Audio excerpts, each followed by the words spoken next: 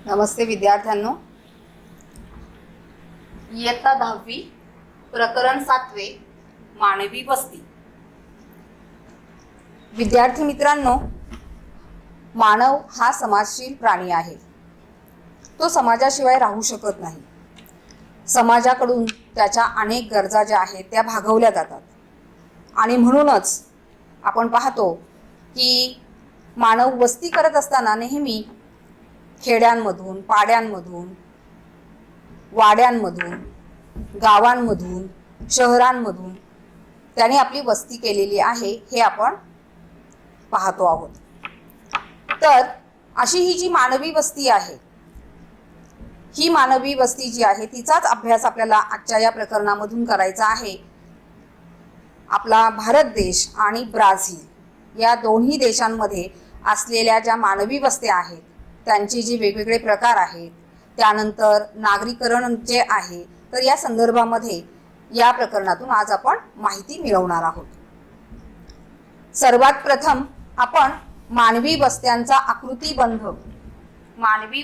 आकृतिबंध जो आहे त्या अंतर्गत आपण माहिती घेणार आहोत। भारत आणि आपला ब्राझील म्हणजे आपण ब्राझील या देशाचा यावर्षी अभ्यास करत आहोत, म्हणून आपला भारत आणि ब्राझील हे जे देश आहेत या दोन्ही देशांच्या वस्त्यांचा असलेला जो आकृतिबंध आहे त्या आकृतिबंधामध्ये खूप विविधता आढळते। मग ही विविधता का आढळते, त्या पाठीमागची कारणं काय आहेत, ही सगळी आपल्याला या प्रकरणामध्ये पाहावयाची आहेत। त्या अगोदर आपल्याला हे पाहायचं आहे की या दोन्ही देशांमध्ये असलेली जी मानवी वस्ती आहे त्या मानवी वस्त्यांचे जे दोन प्रकार आहेत ते दोन प्रकार आपण अगोदर अभ्यासणार आहोत। त्यामध्ये अर्थातच आपल्या भारत देशाचा आपण अगोदर अभ्यास करणार आहोत। पहा, तर मानवी वस्त्यांचे दोन प्रकार पडतात। एक आहे केंद्रित वस्ती आणि दुसरी आहे विखुरलेली वस्ती। हे मानवी वस्त्याचे दोन प्रकार आहेत। आता केंद्रित वस्ती कशाला म्हणायचं आणि विखुरलेली वस्ती कशाला म्हणायचं, प्रथमतः आपण ते बघूया। केंद्रित वस्ती म्हणजे ज्या वस्तीमध्ये साधारण घरे जी असतात ती जवळजवळ असतात, शिवाय त्या वस्तीमध्ये दुकाने, बाजारपेठा, शाळा, धार्मिक स्थळे, करमणुकीची साधने, वाहतुकीची साधने म्हणजे अशा पद्धतीने सर्व सुविधा ज्या असतात त्या सुविधांनी युक्त अशा या वस्ती आढळतात आणि त्याच वस्त्यांना म्हटलं जातं केंद्रित वस्ती। म्हणजे साधारण एका ठिकाणी केंद्रित झालेली असते। आता ही जी केंद्रित वस्ती आहे ती केंद्रित वस्ती निर्माण होण्यामागची काय कारण आहे, केंद्रित वस्ती का एकाच ठिकाणी ही लोकसंख्या जी आहे ती का केंद्रित झाली, का गोळा झाली, तर त्याच्या मागे काही कारणं आहेत। ती कारणं आपण पाहणार आहोत। प्रामुख्याने पहा, सुयोग्य असा पृष्ठभाग, म्हणजे राहण्यासाठी सुयोग्य असा पृष्ठभाग असेल, त्यानंतर पाण्याची उपलब्धता असेल, जमिनीची सुपीकता असेल, वाहतुकीची जी साधनं आहेत त्यांची थोडक्यात मुबलकता असेल, शिवाय व्यापार आहे, उपजीविकेची तर साधनं आहेत, सामाजिक, सांस्कृतिक, आर्थिक आणि शिवाय राजकीय प्रभाव जर एखाद्या घटकांवर असेल तर अशा ठिकाणी केंद्रित वस्ती आपल्याला पाहायला मिळते।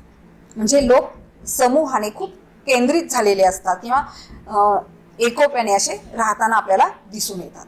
तर ही कारणं आहेत केंद्रित वस्ती निर्माण होण्यामागची। यानंतर दुसरा जो पॉइंट आहे तो आहे विखुरलेली वस्ती। विखुरलेली वस्ती बिलकुल त्याच्या विरुद्ध। विखुरलेली म्हणजे काय, तर कुटुंब म्हणजे एखादं कुटुंब किंवा त्या कुटुंबांचे जे समूह असतात ते समूह डोंगर, तळी असतील किंवा तलाव, वनक्षेत्र यांमुळे काय होतं की त्यांना अडथळा निर्माण होतो वस्त्यांना आणि त्यामुळे ही जी कुटुंब आहेत किंवा कुटुंबांचे हे जे समूह आहेत ते वेगवेगळ्या ठिकाणी राहत असतात। म्हणजे ती जी घरं असतात ती घरं दूरवर असतात, जवळ नसतात आणि म्हणून अशा वस्त्यांना म्हटलं जातं विखुरलेली वस्ती किंवा त्याला विकेंद्रित वस्ती असंही म्हटलं जातं। आता याच्या मागे सुद्धा काही कारणं आहेत की विखुरलेली वस्ती निर्माण का झाली. जसं आपण पाहिलं की केंद्रित वस्ती निर्माण होण्याची कारणं आहेत, तशी विखुरलेली वस्ती निर्माण होण्याची पण कारणं आहेत. विखुरलेली वस्ती निर्माण होण्यामागे थोडक्यामध्ये पहा, विषम हवामान असेल, त्या ठिकाणचा असलेला तो जो भूप्रदेश आहे तो प्रामुख्याने त्या गोष्टीला कारणीभूत ठरतो. याशिवाय डोंगर, पर्वत, दऱ्या, त्यानंतर पुराची समस्या असलेले भाग असतात. तर अशा अनेक ह्या ज्या नैसर्गिक बाबी आहेत, नैसर्गिकच्या जे घटक आहेत ते घटक प्रामुख्याने विखुरलेली वस्ती निर्माण होण्यामागे कार्यभूत ठरतात किंवा ते कारणीभूत ठरतात. याशिवाय वाळवंटी प्रदेश आहेत, तिथे सुद्धा अशा पद्धतीची विखुरलेली वस्ती आपल्याला पाहायला मिळते. तर असे आपण आता मानवी वस्तीचे हे जे दोन प्रकार आहेत, केंद्रित वस्ती आणि विखुरलेली वस्ती, हे दोन प्रकार आपण आता पाहिलेले आहेत. आता प्रामुख्याने आपण जाणार आहोत आपल्या भारतातील वस्त्यांचा जो आकृतिबंध आहे तिकडे. आपल्या भारतामध्ये नेमक्या कशा स्वरूपाच्या वस्ती आहेत आणि त्या नेमक्या कुठे आहेत, त्या निर्माण होण्यामागेही काय कारण आहेत, याचाही अभ्यास इथे आपल्याला या पॉइंट मधून करायचा. आपण जेव्हा आपल्या भारताचं निरीक्षण करतो तेव्हा असं लक्षात येतं की आपल्या भारतामध्ये सुद्धा पहा, हवामानामध्ये विभिन्नता आहे, जमिनीची जो प्रकार आहे त्यामध्ये सुद्धा विविधता आहे, म्हणजे सुपीक, नापीक वगैरे. तर ही विविधता आहे. पाण्याच्या उपलब्धतेमध्ये सुद्धा आपल्याला वेगवेगळे साधारणपणे उपलब्धता जी आहे, कुठे कमी आहे, कुठे जास्त आहे, हेही आपल्याला पाहायला मिळतं. जमिनीचा उतार, म्हणजे अशी अनेक कारणं असल्यामुळे आपल्या भारतामध्ये सुद्धा वस्त्यांच्या आकृतिबंधामध्ये फरक पडतो. म्हणजे आपल्या भारतामध्ये सुद्धा काही ठिकाणी केंद्रित वस्ती आढळते तर काही ठिकाणी विखुरलेली वस्ती आढळते. ते त्या पाठीमागचं प्रमुख कारण आहे की आपल्या भारतामध्ये असलेले हवामान, भारतात असलेले जे हवामान आहे त्यामध्ये असलेली भिन्नता, जमिनीचे वेगवेगळे प्रकार, त्यानंतर पाण्याची उपलब्धता वगैरे वगैरे. आता उदाहरण आपण बघणार आहोत की केंद्रित वस्ती आपल्या भारतामध्ये कुठे आढळते आणि विखुरलेली वस्ती भारतामध्ये कुठे आढळते. पहा, आता आपण थोडं नकाशाकडे जाऊया. इथे पहा की हा जो नकाशा आहे भारताचा, इथे तुम्हाला हा हिरवट असा जो रंग दिसत आहे, या अगोदर आपण अभ्यास केलेला आहे की हा उत्तर भारतीय मैदानी प्रदेशाचा भाग आहे. तर हा जो पूर्ण भाग आहे, उत्तर भारतीय मैदानी प्रदेशाचा जो भाग आहे, त्यानंतर नर्मदा नदीचे खोरे येणार आहे. हा जो भाग आहे यामध्ये आपल्याला लोकवस्ती जी आहे ती दाट आढळते, किंबहुना या ठिकाणी आपल्याला केंद्रित प्रकारची लोकवस्ती पाहायला मिळते. पहा, हा जो पूर्णपणे मैदानी जो भाग येतो, उत्तर भारतीय मैदानी प्रदेशाचा जो भाग आहे, शिवाय काही प्रमाणामध्ये पूर्व किनारपट्टीचा जो भाग आहे तोही या ठिकाणी साधारणपणे केंद्रित लोकवस्तीचा आपल्याला बघायला मिळतो. नर्मदा नदीचे खोरे, त्यानंतर विंध्य पठार, हेही भाग आहेत की ज्या ठिकाणी केंद्रित वस्ती आढळते. आता आपण पाहिलेलं आहे की हा जो भाग आहे भारताचा, जो म्हणजे उत्तर भारतीय मैदानी हा जो भाग आहे, गंगेचं मैदान आहे हे. गंगा आणि तिच्या उपनद्यांनी बनवलेला हा जो सुपीक प्रदेश आहे, त्या प्रदेशामध्ये लोकवस्ती दाट आपल्याला पाहायला मिळते. अर्थात काय कारण आहे लोकवस्ती दाट होण्यामागे? अगदी पूर्वीपासूनच जेव्हा मानवाने वस्ती करायचं ठरवलं तेव्हा ज्या ठिकाणी भरपूर सूर्यप्रकाश, पाण्याची उपलब्धता, सपाट जमीन, या साधारणपणे हे भाग पाहूनच त्याने वस्त्या ज्या आहेत त्या बनवलेल्या आपल्याला दिसून येतात इतिहासामध्ये. इथे सुद्धा तेच घडलेलं आहे. गंगेचं जे मैदान आहे, गंगेच्या इतर उपनद्या ज्या आहेत त्यांनी आणि गंगा नदी यांनी वाहून आणलेल्या गाळामुळे पूर्णपणे हा भाग सुपीक बनलेला आहे. त्यामुळे सपाट पृष्ठभाग आहे, सुपीक जमीन आहे, त्यामुळे शेती मोठ्या प्रमाणामध्ये केली जाते. याशिवाय हा जो भाग आहे इथे वाहतुकीचे जे मार्ग आहेत ते विकसित झालेले आहेत. वाहतुकीची साधनं जी आहेत ती या ठिकाणी भरपूर मोठ्या प्रमाणामध्ये उपलब्ध झालेली आहेत. हा जो भाग आहे त्या भागामध्ये औद्योगिकीकरण त्यामुळे झालेलं आहे, कारखाने खूप मोठ्या प्रमाणामध्ये निर्मित झालेले आहेत आणि या सर्व कारणांमुळे या ठिकाणी लोकवस्ती जी आहे ती लोकवस्ती एकवटलेली किंवा केंद्रित झालेली आपल्या लक्षात येते. आता या उलट विखुरलेली वस्ती आपल्या भारतामध्ये कुठे आढळते तर पहा, राजस्थानचा जो भाग आहे म्हणजे इकडे राजस्थानचा जो पश्चिम भाग आहे तो पश्चिम भाग, त्यानंतर काही प्रमाणामध्ये सह्याद्रीचा जो पर्वताचा जो भाग आहे तो भाग या ठिकाणी येतो. काही प्रमाणामध्ये पठाराचा जो भाग आहे तोही या ठिकाणी येतो, की ज्या ठिकाणी विखुरलेली जी वस्ती आहे ती वस्ती आपल्याला पाहायला मिळते. पहा परत एकदा, विखुरलेली वस्ती कुठे आढळते तर राजस्थानचा पश्चिम भाग, त्यानंतर आपण पाहिलेलं आहे सह्याद्री पर्वताची जी रांग आहे तिथे, त्यानंतर हिमालयाचा जो साधारणपणे पायथ्याचा जो भाग आहे तिथे पण लोकवस्ती जी आहे ती विखुरलेल्या स्वरूपामध्ये आपल्याला पाहायला मिळते.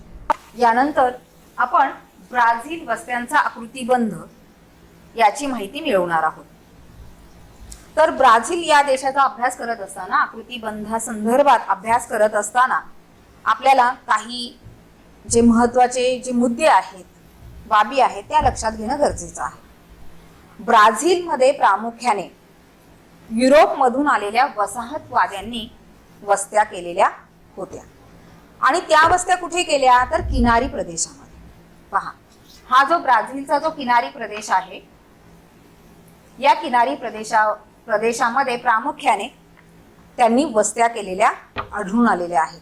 हा जो भाग होता, किनारी प्रदेश जो होता तो अर्थातच सुपीक होता, सपाट मैदानी भाग होता आणि त्यामुळे या वस्त्या त्या ठिकाणी केल्या आणि पुढे त्या वस्त्या विकसित झालेल्या आपल्याला लक्षात येतात. आणि म्हणून या ज्या वस्त्या आहेत, किनारी प्रदेशामध्ये असलेल्या ज्या वस्त्या आहेत त्या घनदाट स्वरूपाच्या आहेत. आता या वस्त्या ज्या आहेत, ज्या किनारी भागामध्ये विकसित झालेल्या आहेत, तर त्या विकसित होण्यामागे काय कारण आहे तर प्रामुख्याने पहिलं कारण जे आहे ते कारण म्हणजे हा जो भूभाग आहे, म्हणजे किनारी प्रदेशाचा हा जो भूभाग आहे या ठिकाणी असलेलं हवामान.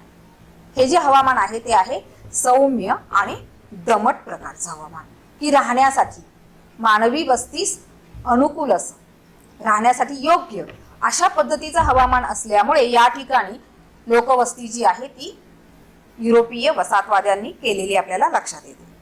यानंतर या ठिकाणी म्हणजे ब्राझीलमध्ये असणाऱ्या ज्या नद्या आहेत पहा, त्यामध्ये साओ फ्रान्सिस्को ही जी नदी आहे, हे पहा इथे तुम्हाला दिसत आहे साओ फ्रान्सिस्को ही नदी आहे, साओ फ्रान्सिस्को नदी, त्यानंतर इटापेकुरू, त्यानंतर परानिबा, परागुआ, आकू या ज्या नद्या आहेत या नद्या प्रामुख्याने ब्राझीलच्या पठारावरून वाहताना आपल्याला दिसून येतात. तर या नद्यांमुळे या ज्या वस्त्या आहेत, या किनारी प्रदेशामध्ये असलेल्या ज्या वस्त्या आहेत त्या विकसित झालेल्या दिसून येतात. कारण नद्यांमुळे पाण्याची उपलब्धता आणि पाणी ही सर्वात मोठी गरज आहे मानवाची, त्यामुळे या नद्यांच्या किनारी या वस्त्या आपल्याला पाहायला मिळतात. आता हा जो भूभाग आहे हा भाग साधन संपत्तीने अगदी संपन्न असा आहे, शिवाय मैदानी आहे, सुपीक आहे, त्यामुळे या ठिकाणी शेती मोठ्या प्रमाणामध्ये केली जाते आणि शेतीवर आधारित मग अनेक इतर जे उद्योगधंदे आहेत त्यांमध्ये सुद्धा भरभराट झालेली आपल्याला दिसून येते.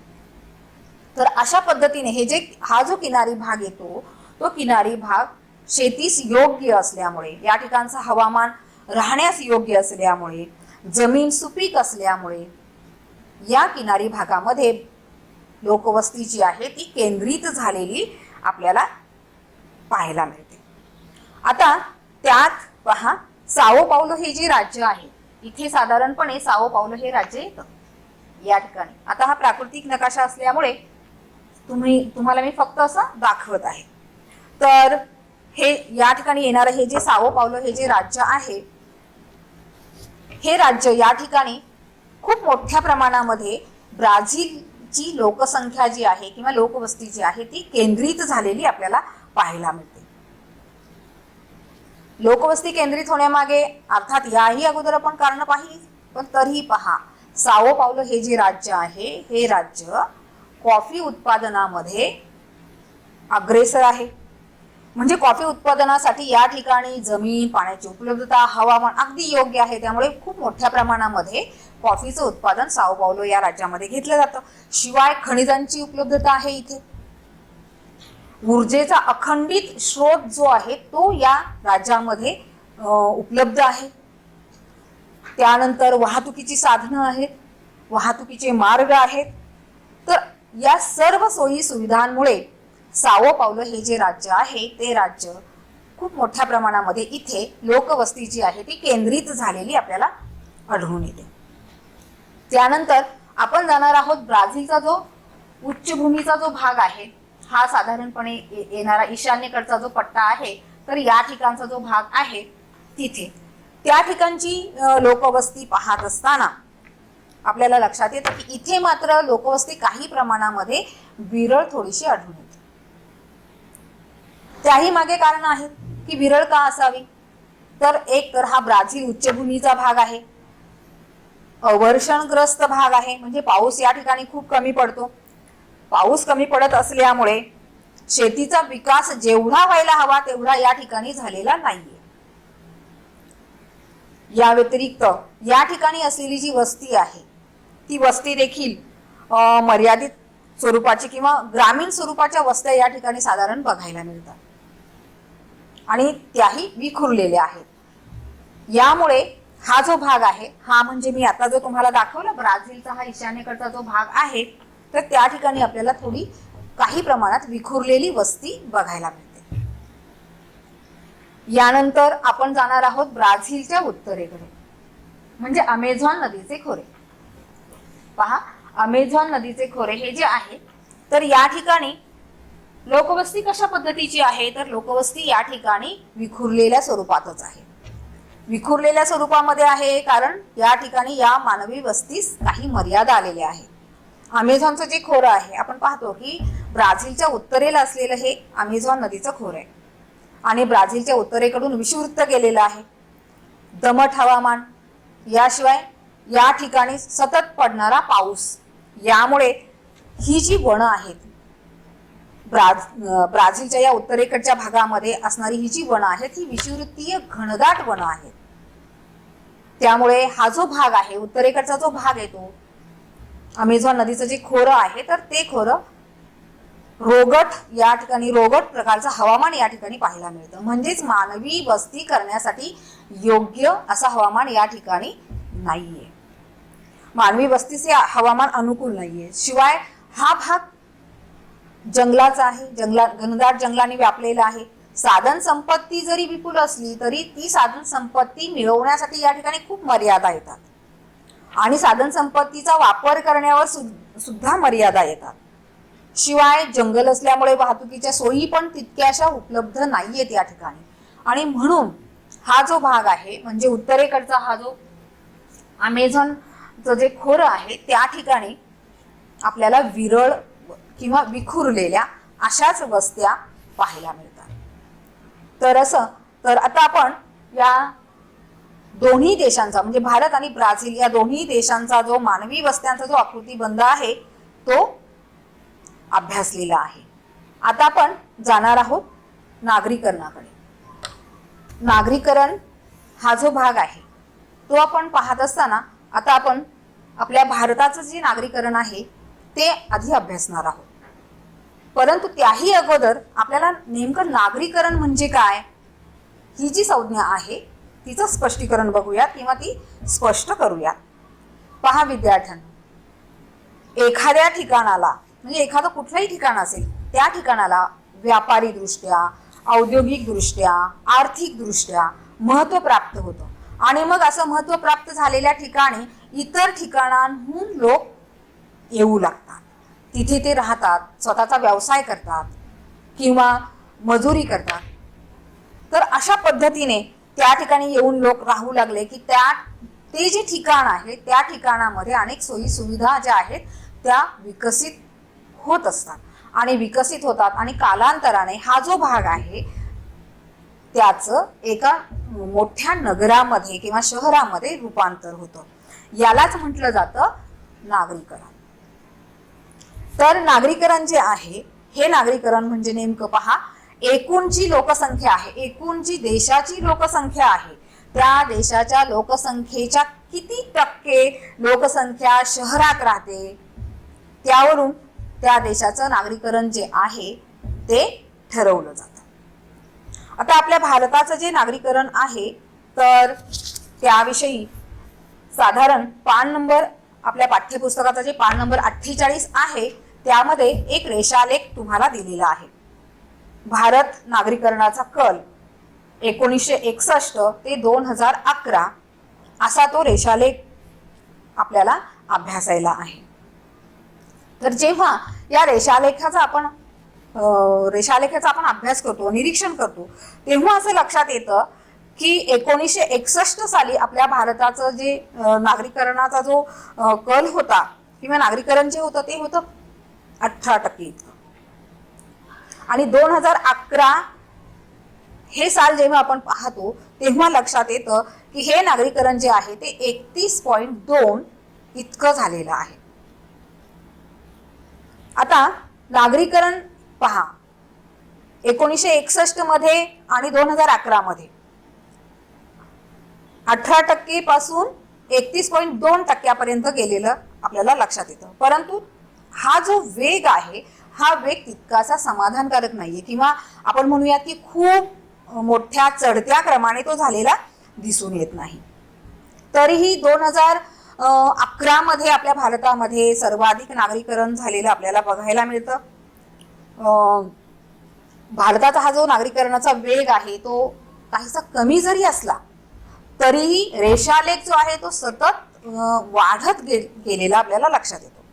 म्हणजे सतत वाढताना दिसतो, तो कुठेही खाली आलेला नाहीये. ही विशेष बाब आहे.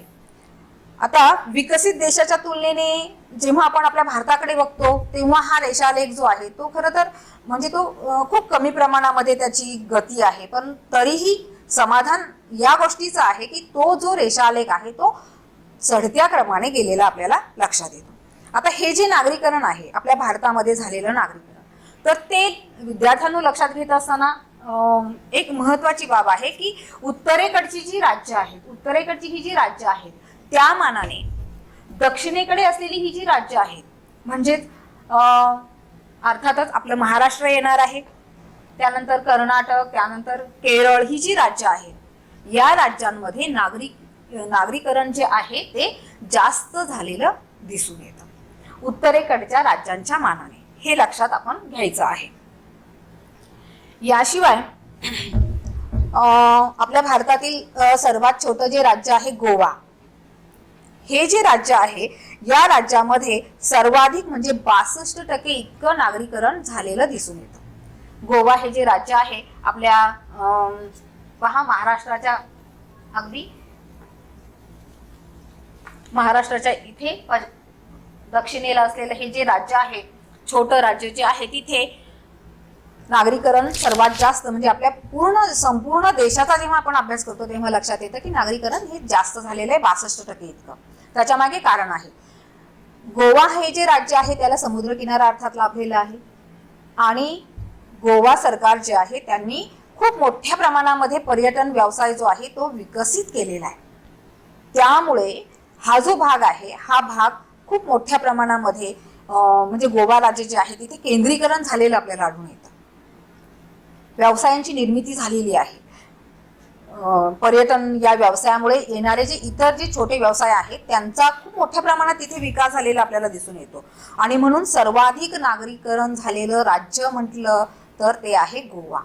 त्यानंतर केंद्रशासित प्रदेश जो आहे आपल्या पहा इथे भारताची जी राजधानी आहे दिल्ली, तर या ठिकाणी नागरीकरण जे आहे ते जास्त झालेलं आहे. केंद्रशासित प्रदेश म्हणून दिल्ली या ठिकाणी नागरीकरण जास्त आहे, ते आहे तब्बल 80% इतकं. एवढं नागरीकरण जे आहे ते दिल्लीमध्ये झालेलं दिसून येतं. तुम्ही पहा की उत्तरेकडची काही राज्य आहेत, त्यामध्ये जम्मू काश्मीर आहे, उत्तराखंड, बिहार असेल, राजस्थान असेल, ही जी उत्तरेकडे येणारी जी राज्य आहेत, जे जम्मू काश्मीर असेल, त्यानंतर उत्तराखंड आहे, इकडे येणारा जो बिहारचा भाग आहे तो, आणि राजस्थानचा भाग. तर या राज्यांमध्ये हे जे नागरीकरण आहे ते कमी झालेलं दिसून येतं. आणि जास्त कुठे तर महाराष्ट्र, त्यानंतर कर्नाटक, तमिळनाडू आहे, केरळ, ही जी राज्य आहेत, या राज्यांमध्ये गुजरात, हेही राज्य आहे, तर या राज्यांमध्ये नागरीकरण जास्त झालेलं आपल्याला दिसून येतं. यानंतर आपण ब्राझील या देशाचं नागरीकरण बघणार आहोत. ब्राझील नागरीकरणाचा अभ्यास करत असताना आपल्याला पाठ्यपुस्तकामधील पान नंबर 49 वर असलेला जो काही रेषालेखा संदर्भामध्ये दिलेला जो प्रश्न आहे त्याचा प्रामुख्याने आपण या ठिकाणी विचार करणार आहोत. तर ब्राझीलमध्ये पहा, 1960 ते 2010 पर्यंत झालेलं जे नागरीकरण आहे ते आपल्याला या प्रश्नांमधून बघायला मिळतं. विद्यार्थ्यांनो, मगाशी जेव्हा आपण भारताच्या नागरीकरणाचा अभ्यास केला तेव्हा 1961 आणि ब्राझीलच्या करत असताना 1960 असे 2 वर्ष वापरले गेलेले आहेत. कदाचित तुमच्या मनामध्ये ती शंका येईलही की ब्राझील आणि भारत या दोन्हींमध्ये अशी विभिन्नता का आहे. तर त्या पाठीमागे कारण हे आहे की आपला भारत जो आहे त्याची जी जनगणना आहे ती जनगणना दशकाच्या आरंभी होते. म्हणून आपल्या भारताचा अभ्यास करत असताना किंवा लोकसंख्या किंवा नागरीकरणाचा अभ्यास करत असताना 1961 असं संबोधलं जातं. तर ब्राझीलची जी जनगणना आहे ती दशकाच्या अंती केली जाते. म्हणून या ठिकाणी आपल्याला 1960, 1970 अशा पद्धतीचे अंक जे आहेत ते पाहावयास मिळतात. तर पहा, या प्रश्नामध्ये आपल्याला पाहायला मिळतं की 1960 मध्ये ब्राझीलचं जे झालेलं नागरीकरण आहे ते तब्बल 47.1% इतकं पाहायला मिळतं. आणि 2010 साली जेव्हा आपण पाहतो तेव्हा हेच नागरीकरण 84.6% इतकं झालेलं दिसतं.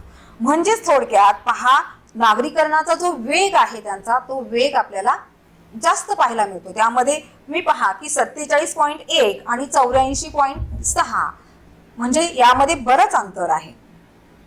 तर सर्वात जास्त नागरीकरण जे आहे ते कोणत्या दशकामध्ये ब्राझीलच्या झालेलं आहे तर ते 1960 ते 1970 या दरम्यान सर्वात जास्त नागरीकरण जे आहे ते ब्राझीलचं झालेलं आपल्याला लक्षात येतं. तर सर्वात कमी जे आहे ते नागरीकरण झालेलं आहे 2000 साल, म्हणजे 2000 ते 2010 या साली नागरीकरण जे आहे ते कमी झालेलं दिसून येतो. विद्यार्थी मित्रांनो, एक लक्षात घ्या, भारताच्या नागरीकरणासंदर्भात जेव्हा आपण रेषालेखाचा अभ्यास केला तेव्हा लक्षात आलेलं आहे की तो जो रेषालेख आहे तो चढता होता. आपल्या भारताचा जो होता तो चढता होता, वेग कमी होता परंतु तो चढता होता. इथे मात्र ब्राझीलचं काय झालेलं आहे बघा, ब्राझीलचा जो नागरीकरणाचा जो वेग आहे तो साधारणपणे 1960 ते 1990 पर्यंत चढता गेलेला आपल्याला दिसून येतो. आणि 2000 पासून ते 2010 मध्ये तो काहीसा खाली आलेला दिसून येतो. भारताच्या बाबतीत हे झालेलं नाही. भारताचा जो रेषालेख आहे तो सतत चढताच गेलेला आहे, हे आपण लक्षात घ्यायचं आहे. ब्राझीलचं आताच आपण पाहिलं की ब्राझीलचा आधी चढता गेला, नंतर पुन्हा तो काही अंशी खाली आलेला दिसून येतो. आता रेषालेखाचा हा जो कल आहे, नागरीकरण कमी झालेला आहे. आता मी तुम्हाला म्हटलं की 2000 ते 2010च्या दरम्यान नागरीकरण कमी होत चाललेलं आहे. खरं तर विकसनशील जी राष्ट्र आहेत त्यामध्ये आपला ब्राझील पण येतो, आपला भारतही येतो.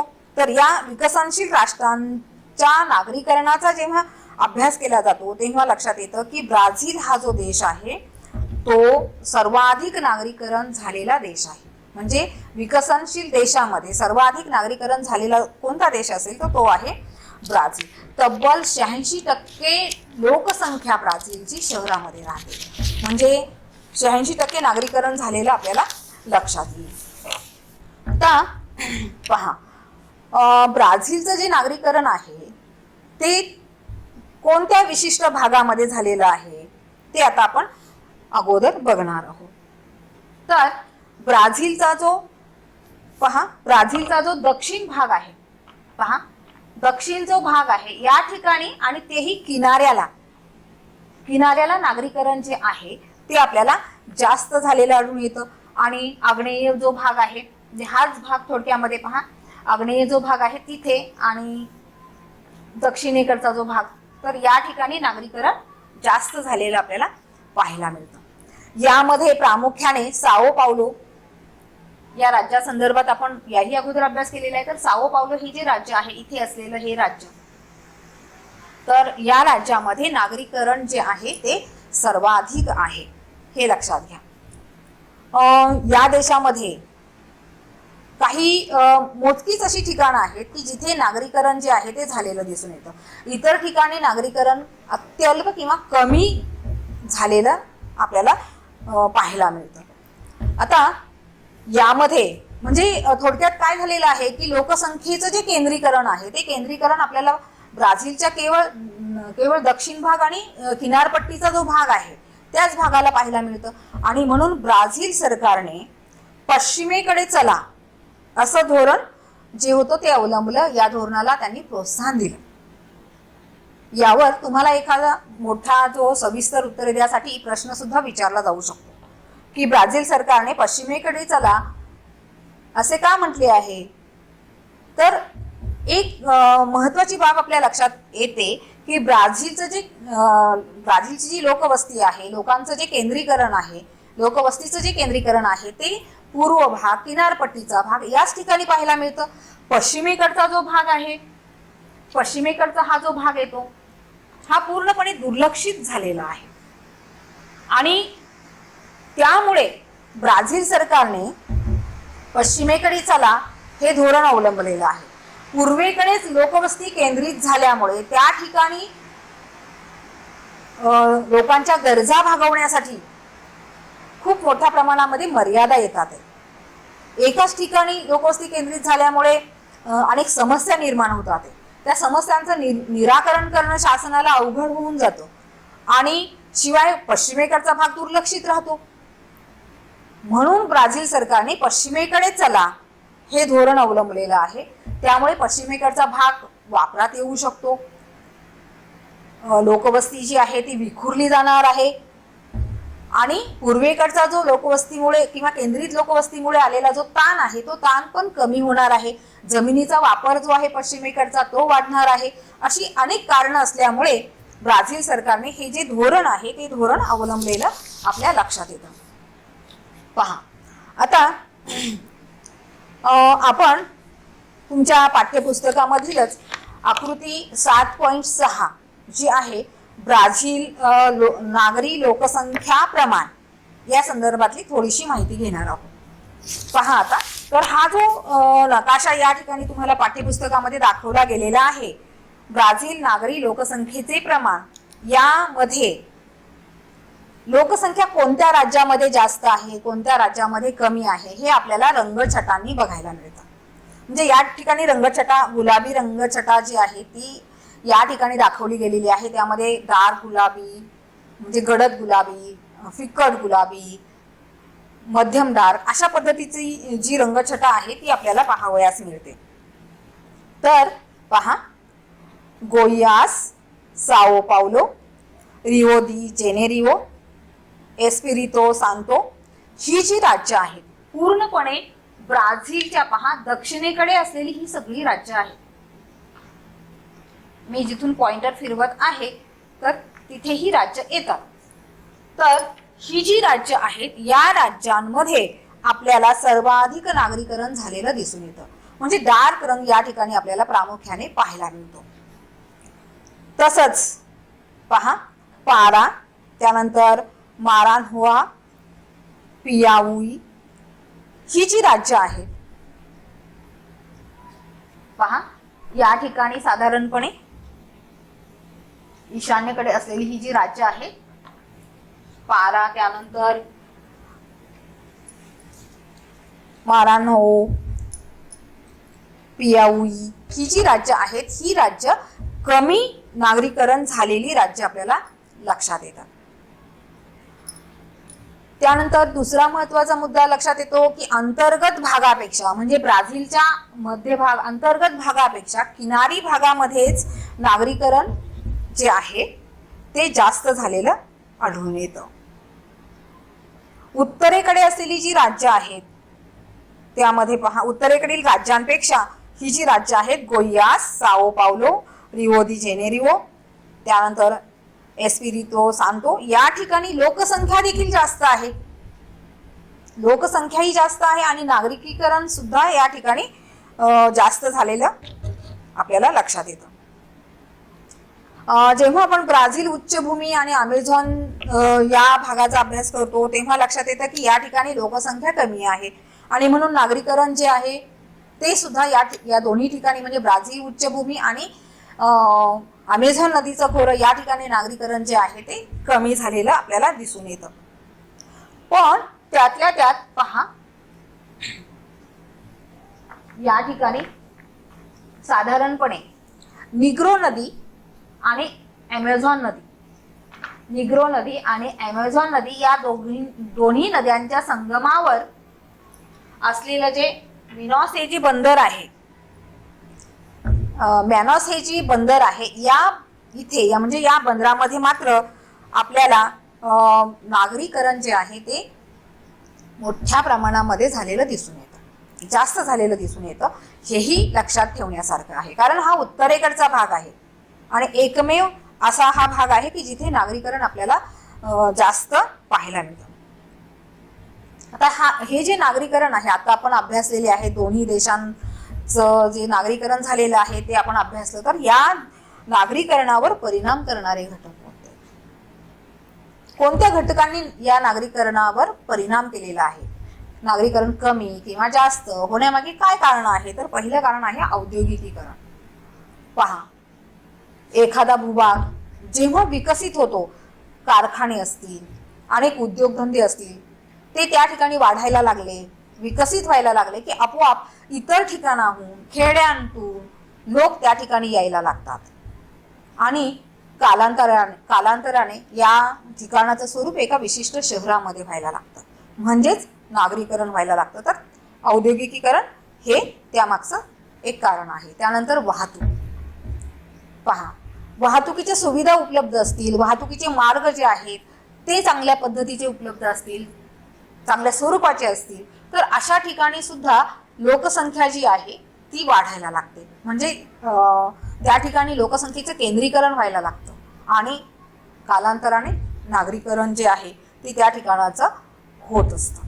तर हा दुसरा पॉईंट झाला. त्यानंतर व्यापारानिमित्त सुद्धा पहा, व्यापारानिमित्त सुद्धा अनेक भागांचं नागरीकरण जे आहे ते झालेलं दिसून येतं. आता आपण ब्राझीलच्या किनाऱ्यावर जी काही लोकसंख्या केंद्रित झालेली आहे त्या ठिकाणचा जो भाग आहे तो त्या ठिकाणच्या भागाचं नागरीकरण झालेलं आहे, हे जे आपण अभ्यासात यामागे प्रामुख्याने व्यापार हेच कारण होतं की युरोपमधून आलेले अनेक जे व्यापारी होते ते या किनारी भागामध्ये त्या ठिकाणी येऊन त्यांनी व्यापार केला आणि त्यामुळे त्या ठिकाणच्या भागाला, त्या भूभागाला विशिष्ट असं महत्त्व प्राप्त झालं. त्यानंतर स्थलांतर. पहा, अनेक कारणांनी माणूस स्थलांतर करत असतो आणि त्यातल्या त्यात व्यापार, उद्योग, शिक्षण असेल, आरोग्य संदर्भात असेल, अशा अनेक कारणांनी स्थलांतर करतो. तर याहीमुळे नागरीकरण जे आहे त्यामध्ये वाढ होत असते किंवा स्वरूप जे आहे त्या ठिकाणाचं जे स्वरूप आहे ते बदलायला मदत होत असते. आणि यानंतर येणारं यांत्रिकीकरण, म्हणजेच थोडक्यात पहा, यंत्रसामुग्रीचा जेव्हा वापर मोठ्या प्रमाणामध्ये केला जातो, रोजगार जास्त उपलब्ध होतो, तर अशा ठिकाणी सुद्धा खेड्यातून लोक शहरामध्ये येतात आणि त्यामुळे सुद्धा केंद्रित लोकवस्ती निर्माण होते, नागरीकरण व्हायला मदत होते. तर अशा पद्धतीने नागरीकरणावर सुद्धा जे घटक परिणाम करतात त्याबाबत सुद्धा आपण चर्चा केलेली आहे.